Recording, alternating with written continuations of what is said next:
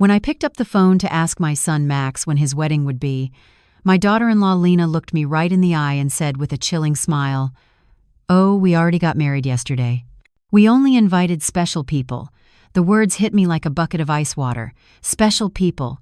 I kept breathing, but the room tipped, as if the floor had decided I did not belong on it anymore. For 3 years I had covered a monthly rent of $500, furnished their rooms piece by piece, and stocked a refrigerator whenever shelves went bare. In that ledger of quiet rescues, I learned something brutal about myself. I was not on their list of special people. I stood in my own living room holding the phone like a weight and watched my boys stare past me. The pale pink dress I had chosen for the ceremony waited in the dark of my closet beside new shoes and a hope that felt foolish now. I had spent $200 imagining a place in my son's photographs, a small smile in a corner of joy. Those imagined pictures were already sealed without me, as if I had never existed in their frame. For weeks I had rehearsed tiny kindnesses. I had set aside $1,000 as a gift, called my sister Caroline in Boston with the happy news, and scrubbed every corner of the house in case they stopped by to celebrate. All of that careful tenderness collapsed at once under 4 sour words that burned a hole through everything I had prepared. Only special people. My son finally lifted his eyes and recited something small and neat about an intimate ceremony with only witnesses. I knew better. I had seen the photographs online, her parents proud and centered, her brothers raising glasses under bright lights. The circle had been full without me, tight as a fist that knew exactly whom to keep out. Her white dress glowed in those pictures. The same gown eased into existence with the $800 I had pressed into her hand last month for personal expenses. I saw everything I was not supposed to see, every smile arranged as proof of belonging. A week later to the day, my phone rang with a voice I barely recognized, a voice stripped of triumph and lacquered with fear. The woman who had swept past me at her own wedding sounded small now. She said the rent was overdue, the landlord was circling, and that I had forgotten to send the transfer. Her steadiness broke at the edges, like ice in warm water. I sat inside the pause that followed and counted the times I had hurried to the bank so 2 adults could sleep without worry. I remembered canceled lunches and rescheduled appointments so their roof would hold. I remembered dinners stretched with beans and rice while I pressed money into their plans. I remembered how quickly gratitude evaporated when the favor was done. After they cut me from the single day that should have included me, they called as if nothing in the world had shifted under our feet. I answered with a calm that surprised me. I told her I had already explained I only helped those I considered special. Silence deepened on the line until I could hear my own pulse knocking in my ear. For the first time in years, it was not my hands that shook. She faltered, saying they had always been special to me, that I had felt like a second mother. I knew the texture of that tone. It was the voice reserved for withdrawals, the soft music played when a door to my savings needed to open. It had carried requests for a dress, for a trip, for rings I had unknowingly financed without witnessing the moment they were placed. For so long I had stepped lightly, measuring words and gifts, hoping to purchase a scrap of tenderness from my own child. I had been the model helper, the accommodating in-law, the silent provider who swallowed her vanishing. But the phrase, "only special people," struck a sleeping place in me. I began to tally the outflow with the habit of a bookkeeper and the ache of a widow. 3 years of rent and food and emergencies and whims added beyond $20,000 before I could even reach the bottom of the page. That money came from my retirement, from the quiet pile I had built, from the careful legacy my late husband left so I might grow old without fear. I asked myself what it bought. Not a chair at a table where vows were spoken, not a hug in a doorway, not even a courtesy call. It bought an emptiness, the kind that echoes louder when you finally name it. Night found me sitting on the edge of the bed, the phone face down, the house more silent than usual. The numbers would not stop marching through my head, turning into months and sacrifices and errands that blurred together. Every item on that list wore my handwriting. Every line was another way I had tried to be useful, visible, forgivable, indispensable to people who preferred my wallet to my company. I thought about the dress again, the soft pink now a little cruel. I pictured my sister's face when I had called her from Boston with plans that felt certain then. I saw my own hands polishing the table, as if readiness could summon an invitation. The shame that followed those memories had heat to it, a heat that did not fade with air or time. When the heat cooled, a steadier feeling remained. It was not rage in the wild sense. It was colder and more exact, like a hand turning a key to lock a door after finally learning what comes in uninvited. Somewhere in that stillness, I understood I had been financing a story that did not include me and calling it love so I would not have to call it loss. I did not perform any speeches. I did not stage any scenes. I simply let the truth stand where I could not ignore it. I had traded years of ease for two people who could not bother to include me for a single hour. That is the sort of math that does not lie, even when you wish it would. It sits there, heavy, until you stop pretending. The tears came eventually, but they carried a different weight than before. They did not beg or bargain. They did not ask for a better past. They moved like something being washed clean. When they were done, the shape of my life looked sharper, less crowded by excuses I had been repeating to keep the peace that never protected me. But they weren't tears of sadness. They were tears of anger, of accumulated frustration, of years of silently endured humiliation. Each tear carried the weight of swallowed words and quiet disappointments. I wept for every moment. They made me believe that my love was too heavy to carry, that my presence was a nuisance, that money was the only bridge left between us. I mourned the woman who had vanished behind endless giving, the mother who mistook sacrifice for affection. When morning arrived, the air in my room felt sharper, like something had shifted inside me overnight. The ache was still there, but it no longer felt warm. It was colder, more deliberate. I walked to the mirror in the bathroom and studied the face that looked back. The same weary eyes, the same lines mapping years of devotion without return. But beneath that familiar reflection, I saw something else, an edge of steel that had finally risen to the surface. For the first time in decades, I felt a pulse of resolve, faint but real. I went to the kitchen and brewed coffee the same way I had every morning for 40 years. Only this time, I didn't reach for my phone. I didn't wait for a message from Michael saying he was sorry or that everything had been a misunderstanding. I sat down with my cup, and for once, I wasn't thinking about him at all. I was thinking about me. That table had witnessed everything: birthday surprises planned with love, checks written in haste, quiet tears wiped away before anyone could see. But now, it would bear witness to something new. I brought out my checkbook, old bank statements, and a pen. My hands trembled as I began adding the numbers that had silently drained my life. I needed to face the truth in ink and paper, to know the full price of my blind devotion. $500 a month for rent. Over 3 years, that was $18,000. Groceries and household items came to another $7,200. Gifts for birthdays, holidays, anniversaries, $3,000 at least. Medical help when Hannah got sick, $800. A car loan never repaid, $2,500. An air conditioner repair, $600. Furniture for their living room, $1,200. $33,400 in total. $33,400 I had poured out from my late husband's savings, from my pension, from the careful nest egg I had built penny by penny. All of it spent to keep two grown adults, comfortable people who couldn't even look me in the eye when they betrayed me. I stared at the number until it blurred, the ink swimming on the page like another kind of tear. The phone rang, slicing through the silence. Michael's name flashed on the screen. My heart, once so easily stirred, stayed steady. I let it ring once, twice, 3 times. Then it stopped. I lifted my cup and took another sip. 10 minutes later, it rang again. This time it was Hannah. I let it ring too. Then came a message. "Mom, please answer, we need to talk." I deleted it without hesitation. By 2 in the afternoon, the walls of the house felt too close. I slipped on my shoes and went for a walk. Not to run errands, not to the grocery store or the pharmacy or the bank. Just a walk, for no one but myself. The sun was soft, the air cool. I passed the park where I used to take Michael as a little boy, where he once clung to my neck and told me I was the best mom in the world. I wondered when that boy had disappeared, replaced by a man who saw me only as a source of funds. When did I start believing that love could be bought? When did I begin paying for affection I should have received freely? The questions chased one another as I reached the familiar steps of the bank.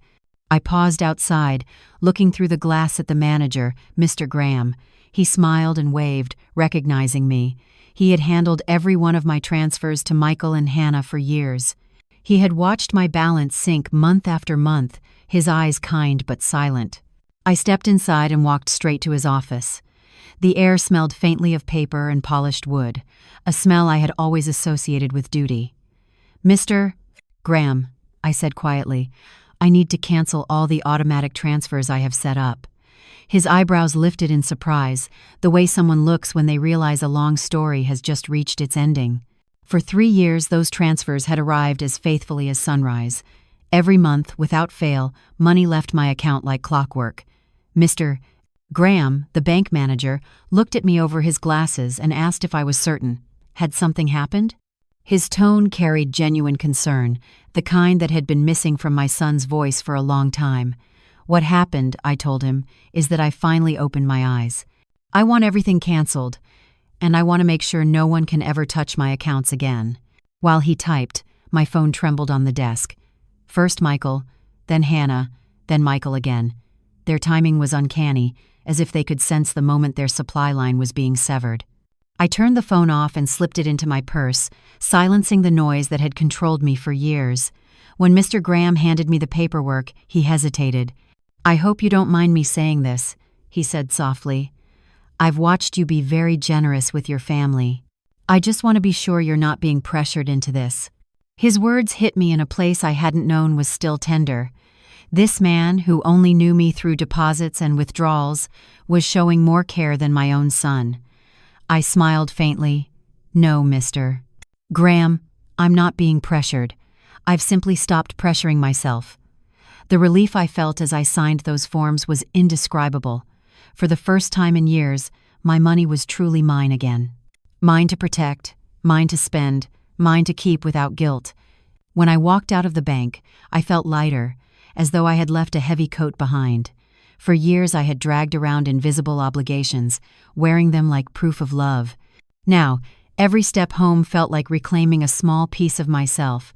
I thought of all the things I hadn't done because of them, the trips I'd postponed, the dinners I'd turned down, the hobbies I'd quietly buried. Each memory was a small ghost of the life I might have lived. I had stopped painting because Hannah needed new curtains. I skipped a cruise with old friends because Michael's car payment was due. I learned to shrink my own joys to make room for theirs. That day, walking home under the mild winter sun, I promised myself that part of my life was over. No more replacing my needs with their emergencies. No more confusing generosity with servitude. When I reached my street, something felt wrong before I even saw it. 3 cars were parked out front. Michael's, Hannah's, and one I didn't recognize. Through the window, I saw movement inside my house. My chest tightened. They still had keys. I had given them keys because I thought one day they might use them to check on me, to protect me, not to invade my home. I stood for a moment on the porch, the key cold in my palm, trying to steady the tremor in my hands. This would be the first true test of the woman I had become overnight. No pleading, no bending. Just the truth, plain and unmoved. I opened the door and walked into a scene that felt like a betrayal made flesh. Michael sat slumped on my couch, his face buried in his hands. Hannah paced the living room like a cornered animal, restless and angry. And a man I didn't know, older, gray-suited, professional, was rifling through papers spread across my dining table. My papers. My private documents. For a heartbeat, none of them moved. It was as though I had interrupted a crime in progress. "What is going on here?" I asked, my voice louder than I expected. All 3 turned toward me, startled, as if I were the intruder in my own home. Hannah spoke first, her voice dripping with that polished panic she used when she wanted control. "Margaret, thank goodness you're here. We were just trying to help. This is Mr. Fisher from the law firm. We needed to talk about your situation." "My situation," I repeated, calm but sharp. "What situation?" "I'm perfectly fine." Michael finally lifted his head, and the look in his eyes was a mixture of guilt and desperation. "Mom, we went to the bank. They told us you canceled the transfers. Mr. Graham said you even blocked our access to your accounts. Why would you do that?" Mr. Fisher stepped forward, extending his hand with a practiced smile that never reached his eyes. "Mrs. Parker," he said smoothly, "I'm an attorney specializing in family law. Your children are worried about you. They asked me to assess your mental well-being." I didn't take his hand. Instead, I walked straight to the table and gathered my scattered papers into a neat pile. "These are private. You have no right to be reading them." "Mom," Michael said, using that patronizing tone that had become second nature to him, "we're concerned. You've been acting irrationally, cutting us off, ignoring calls. We just want to make sure you're okay." Hannah stepped closer, her voice soft, syrupy, manipulative. "Margaret, honey, we know you've been under a lot of stress. Maybe the loneliness is starting to weigh on you more than you realize." Their words fell into the room like poison dressed as kindness. I had heard this tone before, the one people used when they wanted to make you doubt your own mind. But this time, something inside me stayed steady. I saw them clearly now, not as family, not as victims, but as people afraid of losing control over the hand that had always fed them. I took a slow breath and looked at both of them, realizing that this, finally, was the confrontation I had been preparing for all along. At your age, episodes of confusion are normal. The word confusion echoed through my mind like a warning bell. In that instant, I saw everything clearly. The lawyer wasn't there to help. He was there to build a case, to turn me into a fragile, unreliable old woman, unfit to manage her own life. The same woman who once told me that only special people were welcome at her wedding was now painting me as a senile fool. I felt something rise inside me, cold and sharp. "I am not confused," I said, my voice steady enough to freeze the room. "I have never seen things more clearly, and you are all going to leave my house right now." Mr. Fisher adjusted his tie, using the calm tone of professionals who believe patience makes them sound in control. "Mrs. Parker," he said, "I understand that you feel upset, but your children have the right to step in if they think your financial judgment has been impaired. They have documented certain behaviors that concern them. Concerned behaviors." I laughed, a dry, cracking sound that came from somewhere deep, too brittle to be gentle. "Concerned? About what? That I finally decided my money belongs to me? That I stopped supporting two adults who treat me like a stranger?" The words spilled before I could stop them, hot and alive. Hannah flinched as if struck. "We never treated you badly," she cried. "You are part of our family. Everything you own will come to us one day anyway. We're just making things easier." There it was, the truth stripped bare. In their minds, I was already gone. My life was just an estate waiting to be claimed. Whether I lived 70 more years or 70 more days didn't matter. I was no longer a person to them, just an aging wallet with a pulse that had become inconvenient. I pointed toward the door. "Out! All of you! Get out of my home!" Michael stood up, his face twisted into that same stubborn expression he wore as a child when denied a toy. "Mom, we can't just leave," he said. "We have responsibilities. The rent, the car, the credit card you co-signed. You can't just abandon us overnight." "I can't?" My voice rose for the first time, shaking the quiet walls. "Who says I can't? I've paid rent that wasn't mine. I've stocked a fridge in a house where I was unwelcome. I've kept a lifestyle afloat that had no room for me." Mr. Fisher calmly reached into his briefcase and laid a folder on the table. "Mrs. Parker, we've prepared some documents to make this transition easier. It's a simple power of attorney that allows your son and daughter-in-law to manage your finances until you're feeling better. Temporary, of course." I picked up the folder, felt the slick paper between my fingers, and tossed it straight into the trash. "The only transition happening here is yours to the front door." Hannah began to cry, not the kind of crying that comes from sorrow, but the kind that drips from anger and entitlement. "You can't do this to us, Margaret. We counted on you. We made plans because we trusted your help. We bought things. We built our future around your support." "Obligations built on my money," I answered. "Not on love, not on gratitude, just my money.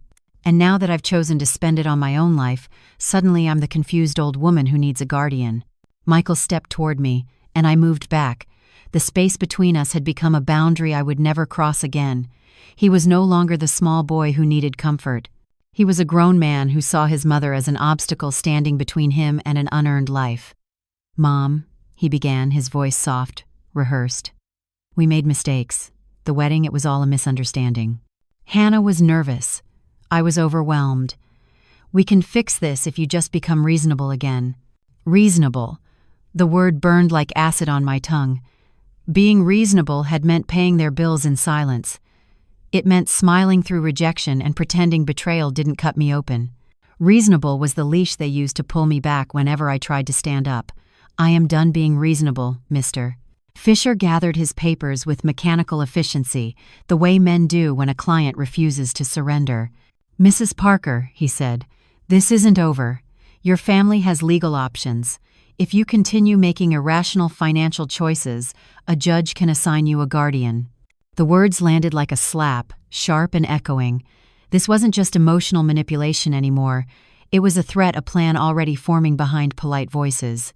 I realized then that I wasn't just fighting for my independence. I was fighting for my right to exist as a sane, capable woman.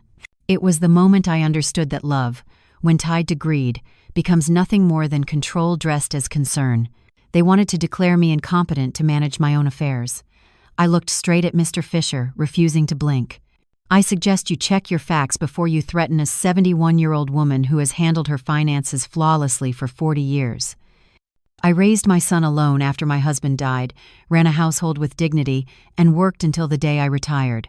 Until last week, I supported 2 grown adults who could have managed without me.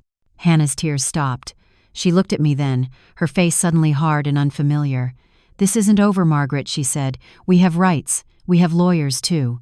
Perfect, I replied calmly. Hire as many as you like, but use your own money.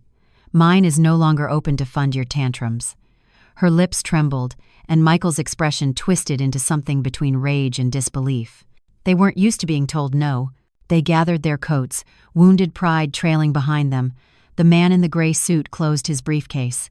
As they reached the door, Michael turned and gave me one last look. Mom, he said darkly, this is going to end badly for you. You'll end up alone, with no one left to take care of you. I held his gaze. I am already alone, I said, my voice steady. The only difference is that now, it's by my choice, not by your neglect. When the door shut, the house seemed to exhale. The silence that filled it wasn't empty. It was pure, steady, alive. For the first time in years, quiet didn't feel like punishment. It felt like freedom. I stood in my living room, letting the stillness wrap around me like a blanket I had been denied for too long. That night, I didn't sleep. Not because of sadness, but because of the rush of something unfamiliar, adrenaline born from reclaiming control.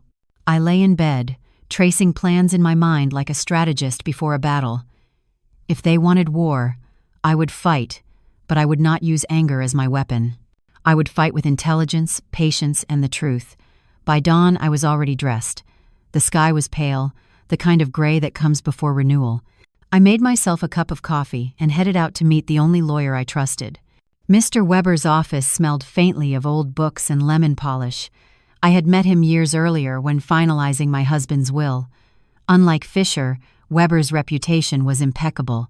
He listened without interrupting, as I told him everything, the confrontation, the threats, the papers. When I finished, he nodded gravely. Mrs. Parker, what your children attempted yesterday happens far more often than you'd imagine. It's called elder financial abuse, and it's a federal offense. The words calmed and unsettled me all at once. I wasn't imagining things, I wasn't losing my mind. But hearing it called a crime made the betrayal feel sharper, more real. They had broken into my home, handled my personal papers, and plotted to steal my autonomy. It wasn't just family drama, it was violation. Mr. Weber's pen moved across his notepad with quiet precision. We need to document everything, he said. Every transfer, every request for money, every time they cornered you. He asked me to bring statements, receipts, anything that proved the long trail of my generosity. We also need to revise your will, he added gently. You must protect your assets from any future attempts. I nodded, feeling both exposed and empowered. For 3 hours we worked side by side, reviewing every record. When he totaled the amount $33,400, he let out a low whistle. Mrs. Parker, he said, with this money you could have lived comfortably. You could have traveled, taken up painting again, maybe even fallen in love. Instead, you financed the lives of 2 adults who didn't even respect you enough to invite you to their wedding. His words stung, but they also set something inside me free.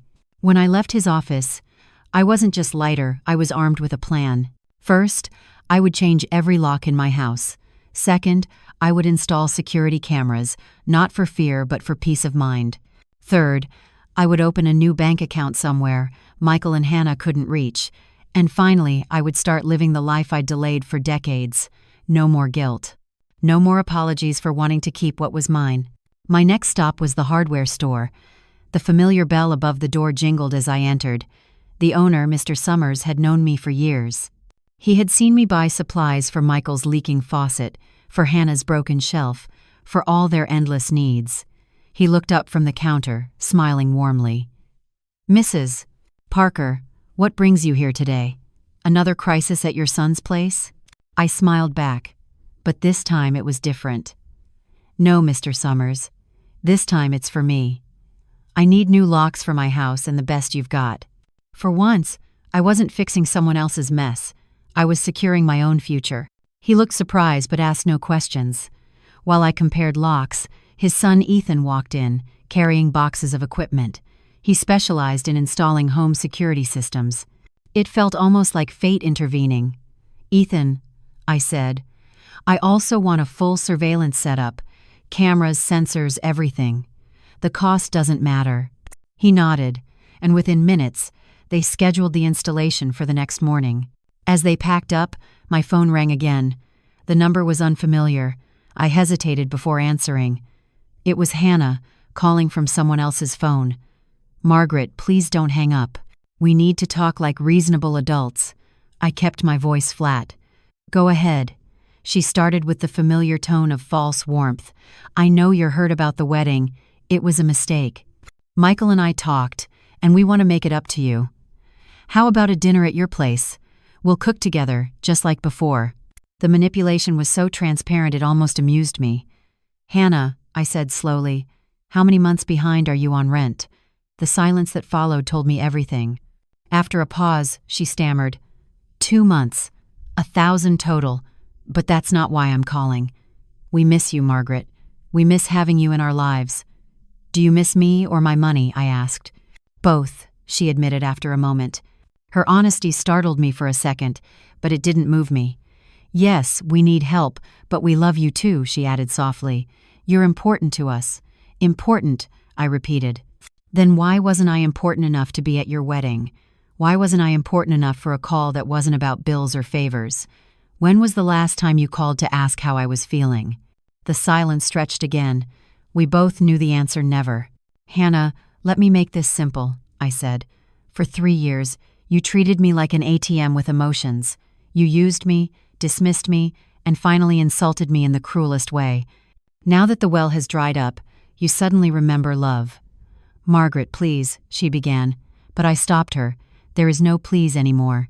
You made your choice when you decided I wasn't special enough for your wedding. Now, I'm making mine." I hung up and turned off the phone. I didn't want their voices infecting my day of freedom. The afternoon sun was bright, and the world felt strangely open. I drove to the beauty salon, a place I hadn't visited in over a year. Each time I'd tried, something came up: an emergency, a payment, another one of their needs. Today, I was done postponing myself. Cynthia, my favorite stylist, greeted me with delight. "Mrs. Parker, what a surprise," she said. "I thought you'd forgotten us." I smiled. "I didn't forget you, Cynthia. I just forgot that I deserve care too." I booked the full treatment cut: color, manicure, pedicure. As she worked, we talked about her children, her new garden, her plans for a vacation. It felt refreshing to have a conversation that wasn't about my son and his wife. When she finished, I looked in the mirror and saw someone I hadn't seen in years. My hair gleamed, my nails were neat, and my reflection carried a quiet strength. Cynthia smiled. "You look wonderful," she said. "But more than that, you look free. Did something good happen?" "Yes, Cynthia. Something very good. I finally learned to say no." As I drove home, a flicker of worry returned when I saw a car parked in front of my house. For a moment, I feared Michael and Hannah had come back with another plan. But as I got closer, I saw an elderly woman sitting on my porch steps, her hands folded in her lap. "Mrs. Parker," she called as I stepped out of the car. "Yes, that's me. Can I help you?" "I'm Eleanor Brooks, your neighbor. We've lived next door for years, but we've never properly met. Yesterday, I heard raised voices from your house and wanted to make sure you're all right." Her concern caught me off guard. A stranger cared more for my well-being than my own child. "Please, come in, Mrs. Brooks," I said. "I'll make some coffee." "There's a story you'll hardly believe." As the coffee brewed, I told her everything. Every humiliation, every betrayal, every small victory. She listened quietly, nodding now and then, her eyes kind and steady. When I finished, she reached across the table, her eyes glistening. "Mrs. Parker," she said softly, "you did the right thing." "I went through something similar with my daughter 5 years ago," Eleanor said softly. "I also believed it was my duty to keep her life afloat. I thought if I didn't help her financially, she wouldn't love me." "What happened?" I asked. "I stopped the money," she replied. "Once I realized she only called when she needed something, I ended it. The first months were terrible. She cried, begged, and guilted me, but half a year later she called to apologize. Now, we finally have a real relationship, built on affection, not on cash." Her words sank deep into me, a small light piercing the fog I'd been living in. "Do you think Michael and Hannah might understand one day?" I asked. She smiled faintly. "Maybe they will, maybe they won't. But that's not your burden anymore, Mrs. Parker. Your responsibility now is to live for yourself." That night, I went to bed without worrying about whether they had paid rent or bought food. My thoughts were quiet, and mine alone. For the first time in years, I slept deeply. The next morning, right on time, Ethan and Mr. Summers arrived to install the locks and cameras.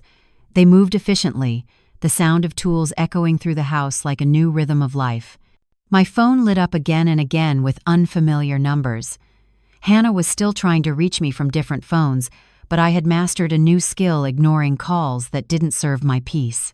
"Mrs. Parker," Ethan said as he finished attaching a camera near the front door, "this system will give you complete control. You'll see who approaches your house in real time, and if anyone tries to enter without permission, the police are alerted instantly." I thanked him quietly. The irony wasn't lost on me. I was installing security to protect myself from my own child. But it didn't sting anymore. It just felt necessary, another form of boundary. When they finished, I made tea and stared out the window, feeling safe in a way I hadn't in years. The world outside was still the same, but my place in it had changed. I decided to do something I hadn't done in ages, call my sister Diana in Boston. We hadn't spoken much because every conversation used to revolve around Michael and Hannah. I'd brag about their lives, their new things, how proud I was to help them. I see now those calls were more like balance sheets than sisterly talks. Diana answered, her voice warm but surprised. "Margaret, it's been so long. How are you?" "I'm better than I've been in a long time," I said. "I called to tell you I've finally come to my senses."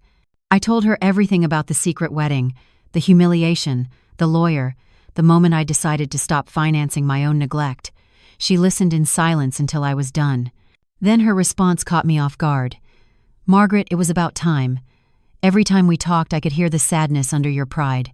You spoke about how much money you gave them as though love could be measured in dollars.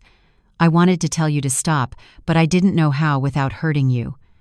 "What did you want to tell me?" I asked quietly. "That Michael never spoke warmly about you when I saw him at family events.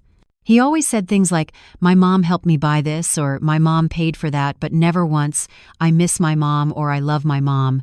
You were a provider, not a parent in his eyes." Her words stung, but it was a necessary pain, the kind that cleans a wound so it can finally heal. Then she added something that chilled me to my core. "You know what else I noticed, Margaret? Hannah always talked about you in the future tense. When your mother's gone, we'll remodel her place. When we inherit, we'll invest in the business." As if they were waiting for you to disappear so they could start living. It felt like a gust of cold air passed through me. They didn't just see me as a source of money. They saw me as a temporary obstacle between themselves and their imagined future. I sat in my kitchen long after our call ended, the silence heavier but clearer. I thought of my husband, the man who loved me without conditions, gone for decades now. I thought of the years I spent raising my son alone, working, saving, dreaming of the day he would stand on his own. And I thought of the last 3 years, when I had poured my heart and $33,000 into 2 people who saw me, not as a mother but as a check waiting to clear. The doorbell rang, and on the screen of my new security system, I saw Eleanor standing on my porch with a steaming mug in her hands. I opened the door, and she handed it to me with that gentle smile I had grown to admire. "I thought you might need some company after everything we talked about," she said. We sat together in the living room, sunlight pouring through the window as she began to share more of her own story. "My daughter used to say the same things to me that Hannah says to you," she began. "You're like a second mother. We're special to you. Everything you have will be ours one day anyway." Those are lines from the same script, Mrs. Parker. They all use it. "Do you think such a script really exists?" I asked with a half smile. "Not officially," she replied, "but it seems every manipulative child has read the same book. Chapter 1, make her feel needed. Chapter 2, create endless emergencies. Chapter 3, when she resists, question her sanity." We laughed, but the sound carried more sadness than humor. It was both tragic and strangely comforting to realize how predictable our stories had become. "Did you ever feel guilty for cutting her off?" I asked. "Every single day for the first 3 months," she said honestly. "But then I started seeing results. My daughter found another job. Her husband gave up golf and started working weekends. They began to live within their means. And more importantly, they remembered that I was a person, not a resource." Her words stayed with me long after she left. That afternoon, I decided to do something I had been avoiding for far too long: visit my husband's grave. I used to make excuses. There was always something Michael or Hannah needed, always another transfer, another emergency. The cemetery was quiet when I arrived, a peaceful corner of the world I had ignored for too long. The grass had grown high, and the flowers had faded. I knelt beside Robert's headstone, brushing away leaves, and whispered as if he could hear me. "Robert, my love, I think I lost myself after you passed. I poured everything into raising our son, trying to be the perfect mother. I wanted to fill both our roles, but somewhere along the way, I stopped being myself." The wind stirred the branches above, and for a moment, I felt his presence, calm and steady. "Our boy has changed," I murmured. "Or maybe he was always this way and I refused to see it. His wife is just as you'd expect, demanding, charming when she wants something. The money you left me to live in peace, I spent on them. But not anymore, my love. I've learned."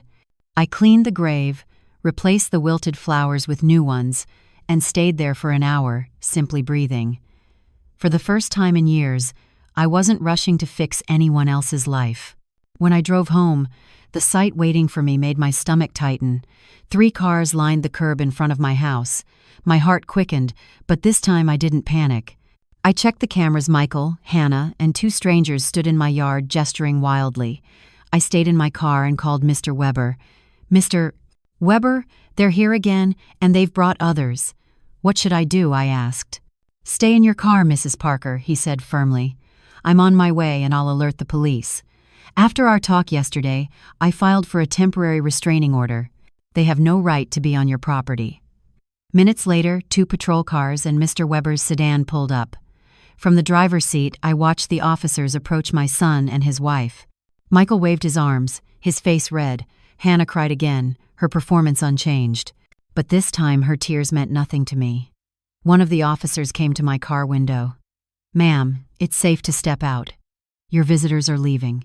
I opened the door, the cool air brushing against my face. From the sidewalk, Michael shouted, "Mom, this is insane. We're your family. You can't call the police on your own son." I looked at him, my voice calm but firm. Family doesn't threaten lawsuits over mental incompetence.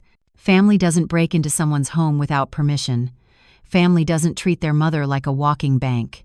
Hannah's voice cut through the air from across the street, shrill and furious. "You'll pay us back everything you owe," she shouted. "You co-signed our loans. You can't just walk away." Before I could answer, Mr. Weber stepped forward, his tone sharp and professional. "Mrs. Brooks," he said, "any future communication must go through my office. I advise you to speak with your own attorney before making any more demands.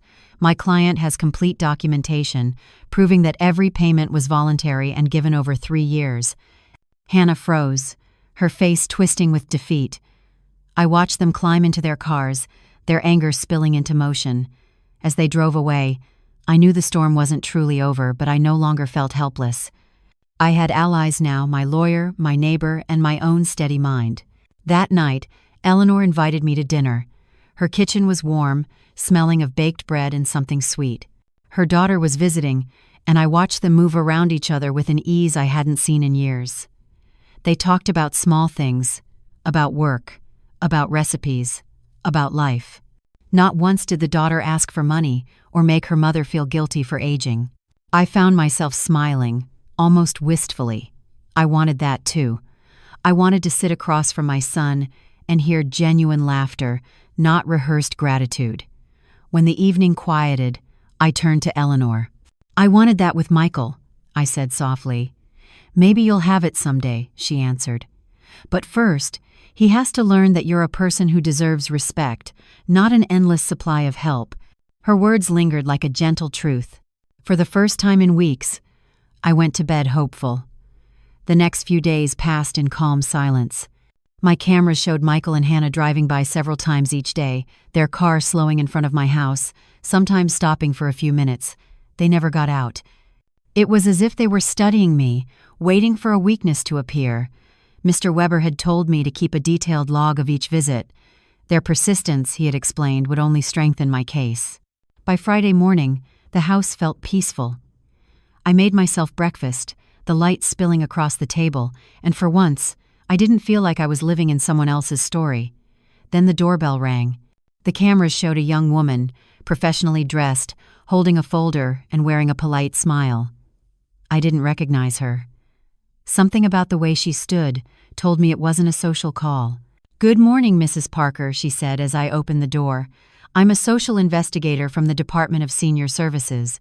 We've received a report that you may be at risk, and I'm here to perform a wellness check." My stomach tightened. They had escalated again. It wasn't enough to threaten me with lawyers. They had gone to the government. "May I see your identification?" I asked, trying to keep my voice steady.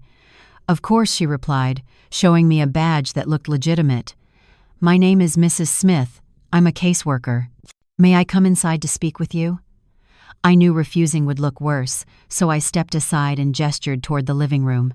She sat gracefully, pulling a form from her folder. "Mrs. Parker," she began, "we've received several reports describing concerning changes in your behavior. It says here you've withdrawn from your family, abruptly altered your financial habits, and installed unnecessary surveillance equipment. It also mentions you've refused medical and legal assistance offered by loved ones." Every sentence was crafted to sound like a symptom. I could almost hear Hannah's voice behind the words, calm and persuasive. This was her work, clever, polished, manipulative. She was trying to paint me as unstable. I folded my hands in my lap, straightened my back, and met the social worker's gaze. "Mrs. Smith," I said, summoning every ounce of dignity I had left. "I would like to call my lawyer before answering any questions." The woman smiled politely, but her eyes stayed sharp. "Ma'am, this isn't a legal interrogation," she said. "It's a simple wellness check. If you have nothing to hide, there's no reason not to cooperate." The phrase made my blood boil. That was always the weapon of manipulators. If you're innocent, you shouldn't mind being violated. I kept my composure. "Miss, I'm calling my attorney. You may wait or return later, but I won't speak without representation." Mr. Weber arrived within 20 minutes, his expression darkening as soon as he saw the social worker. "Miss Smith," he said after glancing at her badge, "I trust you have a court order to be here. My client is under legal protection, and any unauthorized questioning borders on harassment." Mrs. Smith hesitated.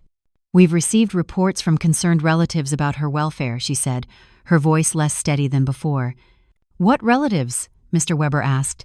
"The same people who tried to trick her into signing over her finances, the same ones who entered her home without permission and rummaged through her documents, the same family who lived on her money while excluding her from their lives." He opened his briefcase and laid a folder on the table. "Here is full documentation of my client's case, financial exploitation totaling $33,400 in years of emotional coercion." Mrs. Smith's eyes moved over the papers. With each page, her confidence faded. Clearly, the story she'd been given didn't match the truth in front of her. After a moment, she looked up. "Mrs.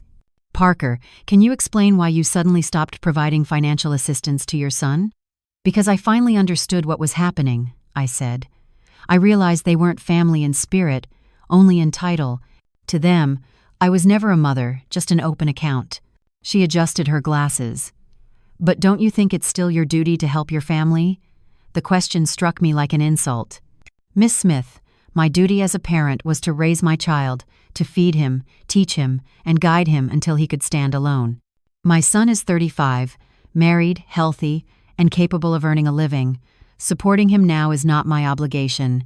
It was a choice, and I've chosen differently. Mr. Weber leaned forward. Tell me, Miss Smith, do you consider it normal for a grown man in his 30s to depend on his 71-year-old mother for rent money? She didn't answer right away. Her pen hovered over her notes, then fell still. The silence spoke louder than any words. Finally, she asked quietly, Mrs. Parker, do you manage all of your finances personally? Yes, I said. I can show you everything. Bank records, investments, taxes, all current, all accurate. And you live independently? As you can see, I keep my home clean. I cook for myself. I drive, and I maintain friendships. I am not isolated or frail. Do you take any regular medication? She asked. Just vitamins and the occasional aspirin. No prescriptions, no mental health concerns. Mr. Weber added firmly, my client recently underwent full medical evaluation. Her doctor confirmed she is in excellent mental and physical condition. Mrs. Wetters, Smith gathered her papers, closing the folder with a sigh. Mrs. Parker, based on what I've reviewed and witnessed, there is no evidence that you are at risk or require intervention. I will be closing this case. When she left, the room fell quiet. The ticking of the clock filled the silence between us. Finally, Mr. Weber spoke. Margaret, this won't be the last of it. They're desperate now, spending money they don't have, hiring anyone who will listen, trying to prove you're unfit. Does that mean they're running out of options? I asked. Exactly, he said. And when people like that get desperate, they turn to the only weapon left, a lawsuit for incompetence. It was expensive and difficult to win, Mr. Weber said, but if they managed to find a sympathetic judge and a willing psychiatrist, they could convince the court to appoint a guardian. The thought chilled me. The idea that someone could legally take control of my life and my money felt like a nightmare that refused to end. They could try, he continued, but we have clear evidence that you are mentally sound and that their motives are greed, not concern. That afternoon, I called my sister Diana to let out the storm in my chest. After hearing everything, she sighed. Do you see how far they are willing to go for money? She said. They are willing to destroy relationships, spend money they do not have, even damage their reputation, all to get their hands on your accounts again. Her words struck deep. She was right. Michael and Hannah had shown me exactly who they were. There was no room left for doubt, no chance for reconciliation. They had never seen me as a mother or as family. I was simply a balance sheet that happened to breathe. The realization hurt, but it also set me free. I no longer felt guilty for defending myself. I no longer questioned whether I was doing the right thing. That evening, Eleanor arrived with a surprise. She had brought her friends from the garden club to meet me. Margaret, she said warmly, these are my friends Cynthia, who you already know from the salon, Maria, Carmen, and Alfreda. Every one of them had faced something similar. We sat in my living room sharing stories, the air filled with a strange mix of laughter and quiet understanding. Maria spoke about the brother who always borrowed money and never paid it back. Carmen talked about the daughter who only appeared when she needed help. Alfreda, the oldest, told us how she had rewritten her will after realizing her grandchildren had turned her future into their retirement plan. When it was my turn, I said softly, what hurts most is not losing the money but realizing the love I thought I had never truly existed. Alfreda looked at me with kind eyes. My dear, true love cannot be bought, she said gently. If you had to pay for it, it was never real. Her words were like medicine for a wound I had been ignoring. She was right. I had spent years buying attention, not affection. I had confused obligation with love. And now that the illusion had shattered, I could finally breathe. You know what I've learned, I told them. Being surrounded by people who do not love you is far lonelier than being by yourself. At least now, when I am alone, I am in good company. Everyone laughed, and we raised our glasses to our new clarity. When they left, I stayed in the garden, watching the stars shimmer through the leaves. They seemed brighter that night, or maybe it was just that my eyes were finally clear. For the first time in decades, I was completely independent. No one depended on me. No one drained me. My money, my time, my life finally mine again. And instead of fear, I felt a spark of excitement. I could travel wherever I pleased. I could renovate my house, buy myself something beautiful, donate to causes I truly cared about. I could invest in my own joy instead of financing someone else's comfort. Freedom, I realized, had a taste. It was sharp, clean, and filled with hope. For the first time in years, I wanted to plan my future. A month passed after the social worker's visit. I believed I had finally won. My life had settled into a calm rhythm. I took breakfast while reading the newspaper, tended my garden, had lunch with Eleanor or one of my new friends. In the afternoons, I painted again, something I had not done since becoming Michael and Hannah's full-time benefactor. But one Thursday morning, as I stood before my easel, brushing soft strokes of color across the canvas, I heard a knock at the door. Mr. Weber stood there, his expression heavy. The air in the room seemed to drop a few degrees. "Margaret," he said, "we need to talk. Michael and Hannah have filed a formal lawsuit in family court to declare you mentally incompetent. They are requesting to have a legal guardian assigned to you." The words fell on me like stones, heavy and cold. I had feared it, but hearing them spoken aloud made it real in a way I wasn't ready for. "Does that mean they can take my money?" I asked quietly. Mr. Weber hesitated. "If a judge rules you incapable of managing your affairs, yes, your son could be appointed guardian with full access to your finances." I sank into the sofa, the air thick with disbelief. My own child was trying to strip me of my dignity under the disguise of legal concern. My son wanted to declare me incompetent to steal what I had worked for all my life. "Mr. Weber, what could they possibly use against me? You know I am of sound mind." "They have 3 sworn statements," he said grimly, "claiming you've been acting erratically." He continued, "They've also submitted unpaid medical bills supposedly under your name and records suggesting you've been hoarding medication." "But that's a complete lie," I said. "I don't have any unpaid bills. I take only vitamins." Mr. Weber nodded. "I know, but they fabricated the evidence well. They even have a statement from Dr. Lehman saying you refused a psychiatric evaluation, which they interpret as proof of cognitive decline. It was diabolical. They had twisted my refusal to submit to unnecessary scrutiny into evidence of mental illness. My caution had become their weapon. "Who are the witnesses?" I asked. Mr. Weber shuffled through his folder. "Hannah, of course, a neighbor named Mr. Davis, and your pharmacist, Mr. Green." My stomach turned. Mr. Davis, the man across the street, who constantly complained about parking, and Mr. Green, the pharmacist who had always been polite. "Something wasn't right," I said. "I need to talk to Mr. Green." That afternoon we drove to the pharmacy together. Mr. Green looked startled when he saw me. "Mrs. Parker," he said nervously, "how are you?" "I've been better," I replied. "I was told you signed a document stating I mishandle my medications." His face flushed crimson. "Mrs. Parker, your daughter-in-law came in a few weeks ago. She said she was worried about your behavior and asked about your prescriptions." "And what did you tell her?" "I told her you only buy vitamins and sometimes aspirin, no regular medications. But she said that was proof you weren't caring for yourself properly." Mr. Weber stepped in.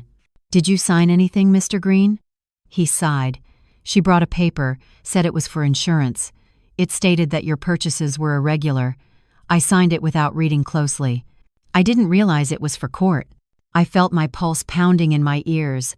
My own pharmacist had been manipulated into betraying me. Hannah's deceit knew no bounds. "Mr.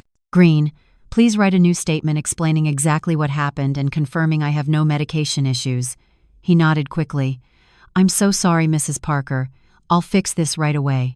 After the pharmacy, we went to see Mr. Davis. When he opened the door, his face was tight with suspicion. "What do you want?" he barked. Mr. Weber spoke calmly. "I understand you signed a declaration about my client's behavior." "I sure did," he said proudly. "That woman's been losing it for weeks, acting paranoid. Installing cameras everywhere, letting strangers in, yelling at people in the street." I bit back my anger. Everything he said had been twisted beyond recognition. The cameras were for safety. The strangers were my friends. The yelling was me defending my home. Mr. Davis, do you know why I installed those cameras? He snorted. No, and I don't care. I looked him square in the eye. To protect myself from my son and daughter-in-law, who broke into my home without permission and threatened me. That is what a crazy person would say, he muttered with a sneer. There was no point trying to reason with him. His words came from ignorance and spite, a shallow judgment twisted by gossip. That evening, Mr. Weber and I sat down in his office to plan my defense. Margaret, we need an independent psychiatric evaluation, he said firmly. I know a specialist, Dr. Moore. She can provide an official report confirming your full competence. But what if Michael and Hannah have already bribed the judge? I asked. What if none of this matters because they have decided the outcome before it begins? Mr. Weber looked at me steadily. The system is flawed, he said, but not hopeless. We have proof of your stability and evidence of their greed. We will fight this, Margaret, and we will win. The next morning, I met Dr. Moore. She was in her 50s, with calm eyes that seemed to see straight through pretenses. Mrs. Parker, I'll be asking you several questions to evaluate your mental and cognitive state. Take your time. For 2 full hours, she tested everything: memory, reasoning, problem-solving, even emotional awareness. She asked me to recall numbers, explain financial decisions, and interpret proverbs. When it was over, she smiled. Mrs. Parker, your results are exceptional for your age. You show excellent cognitive function and strong emotional balance. There are no signs of impairment whatsoever. Doctor, I asked softly, why would my family do this to me? She sighed. Based on your account and the documents I reviewed, this is a textbook case of elder financial exploitation. Sadly, it happens more often than people realize. Leaving her office, I felt both vindicated and heavy-hearted. The validation was comforting, but it underscored how real and dangerous the situation had become. That afternoon, Eleanor gathered the garden club at her house. When I told them about the incompetence lawsuit, the room erupted in outrage. Margaret, Maria said, we'll testify for you. We've seen how clear-minded and independent you are. Better than clear, Cynthia chimed in. You're sharper than most women half your age. Alfreda, her 80 years etched in kindness, took my hands. My dear, she said, what your children are doing isn't new. Throughout history, greedy heirs have tried to brand their parents insane for money. But you have what they never did: documentation, legal counsel, and witnesses who believe in you. Her words wrapped around me like a shield. I wasn't alone. I had allies who had watched my strength grow. Still, a quiet sorrow lingered. You know what hurts the most, I said. It's not just that they want my money, it's that they're willing to destroy any hope of reconciliation for it. Even if I wanted to forgive them, how could I after this? Maybe it's for the best, Cynthia replied gently. Now you see them clearly, and you can live without the illusion. That night, I finally cried, not from despair, but from release. I wept for the son I had lost to greed, for the mother I had tried so hard to be, for the love that turned out to be conditional. But beneath the tears was something fierce, a new resolve. They could try to take my money, but they would never take my dignity. The battle had officially begun, and I was ready for it. 3 weeks later, the day of the trial arrived. I woke early, put on my best black suit, and stood before the mirror. The woman looking back at me wasn't afraid anymore. Today wasn't just about my mind. It was about my worth, my independence, my right to live without fear. Mr. Weber arrived at 7 sharp. Margaret, remember this, he said. The burden of proof lies with them. They must prove you're incompetent. We only need to show that you're not. And what if the judge has already chosen a side? I asked. He shook his head.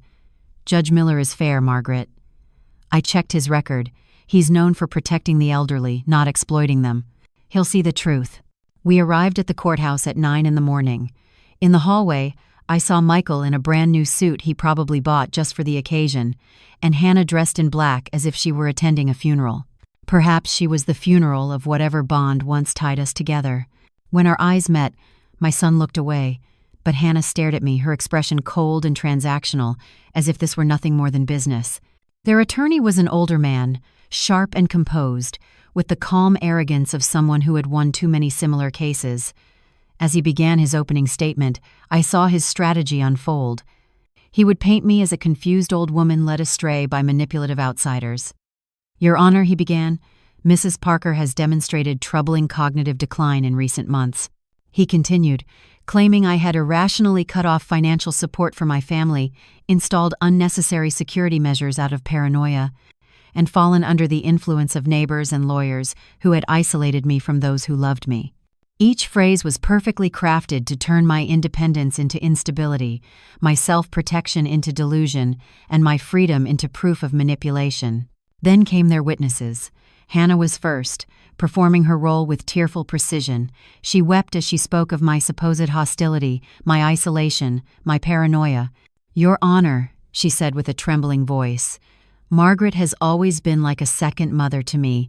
Watching her mental decline has been heartbreaking. We just want to help her." Her false sincerity made my stomach turn.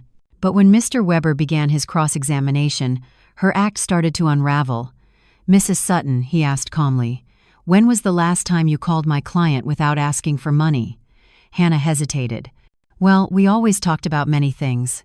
Can you name a single date?" "I can't remember exact dates. Is it true that you and your husband got married without inviting my client?" "It was a small ceremony," she said. "Is it also true that when she asked about it, you told her that only special people were invited?" Her face flushed. Those words were taken out of context. "Mr. Weber pressed gently. "And what context would make those words acceptable to say to your mother-in-law?" Hannah's silence was her answer. Then it was Michael's turn. Watching my son take the stand, swear to tell the truth, and prepare to lie about my mind was one of the most painful moments of my life. This was the boy I had carried, raised, and sacrificed everything for. "My mother has always been generous," he began, "but lately, she's been acting irrationally. We believe she's being influenced by people who want her money." Mr. Weber approached the bench, his tone measured. "Mr. Parker, how much money have you received from your mother in the past 3 years?" "I don't know exactly." "Would $33,400 sound about right?" Michael swallowed. "Maybe. She's always helped us." "And how many times, Mr. Parker? Have you visited your mother without asking her for money?" The silence that followed was deafening. "Is it also true that you and your wife entered her house without permission and went through her private papers? We were concerned for her safety." "And is it true that you brought a lawyer to her home to pressure her into signing over power of attorney? We were only trying to help her manage her finances." His excuses hung in the air like smoke, thin and choking. Each answer stripped away another layer of their deception. Sitting there in that courtroom, I realized this was more than a legal battle.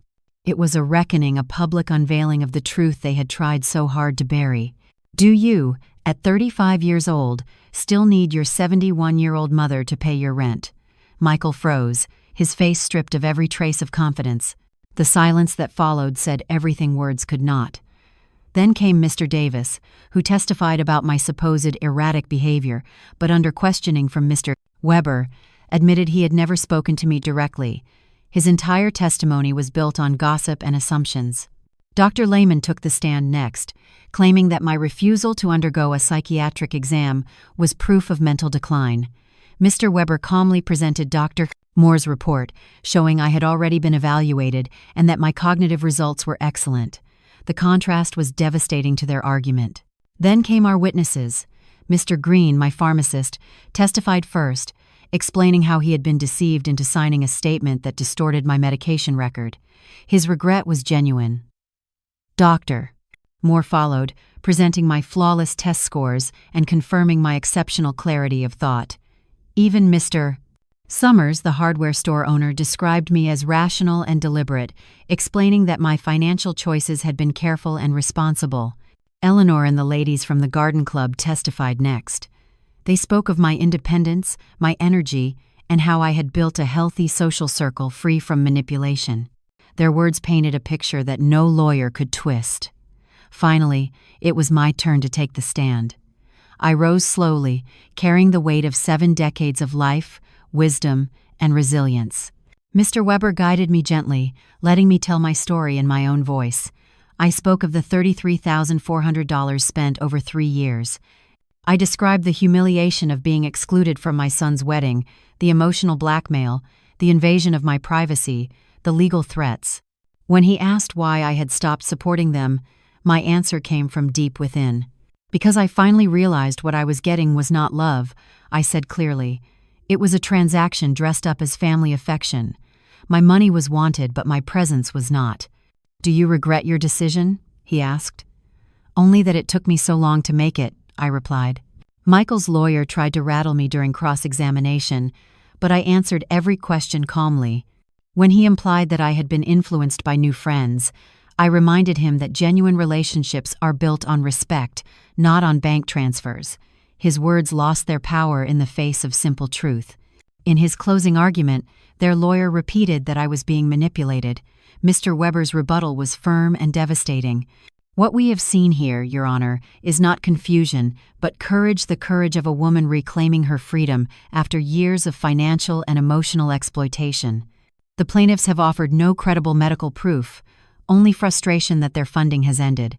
Judge Miller left to deliberate. The 2 hours that followed stretched into an eternity. When he finally returned, his expression was solemn yet steady. After reviewing all the evidence, he said, "This court finds that Mrs. Parker is fully competent. Psychiatric evaluations confirm her mental clarity, and her financial choices, though painful to her family, are entirely rational and within her legal rights." My heart began to pound. "Furthermore," the judge said, "the evidence makes it clear that this case was driven by greed, not genuine concern for Mrs. Parker's well-being. The petition for guardianship is hereby denied." I had won. I hadn't just won the case. I had reclaimed my freedom, my dignity, and the right to live without fear or manipulation from those who claimed to love me. As we left the courthouse, I saw Michael and Hannah arguing bitterly with their lawyer. Hannah shot me a look of pure hatred before turning away. Michael hesitated for a moment, meeting my eyes with something that almost looked like regret, but it was far too late. That night, Eleanor gathered everyone at my home to celebrate. We raised our glasses to justice, to freedom, and to the bond between women who refused to be broken. "Margaret," Elfrida said, "today you didn't just win a case, you won back your life." She was right. For the first time in years, my future belonged entirely to me. I could travel, I could create, I could wake up each day without guilt or fear or anyone taking advantage of my kindness. 3 months later, I sold my house and moved into a cozy apartment near the heart of the city. I donated half of my savings to organizations that protect older adults from family exploitation. With the rest, I began truly living. I took art classes, traveled through Europe, and volunteered with others who had once been silenced by family greed. I never heard from Michael or Hannah again. People said they had moved into a smaller apartment and that Hannah had started working for the first time in years. Maybe hardship would teach them what my generosity never did, the worth of independence and self-respect. Some evenings, I stand on my balcony watching the stars, thinking about the woman I used to be, frightened, dependent, desperate to buy affection. That woman no longer exists. In her place stands someone who finally understands a simple truth. Real love cannot be bought, and freedom is always worth its cost. My name is Margaret. I am 72 years old, and I have learned the most important lesson of my life, that the first person I must love, protect, and honor is myself. And you, what would you do if this were your story? I would love to know your thoughts. Share them in the comments below. Tell me where you heard this story. For more true stories like this, stay with me for the next one. With warm regards, until next time.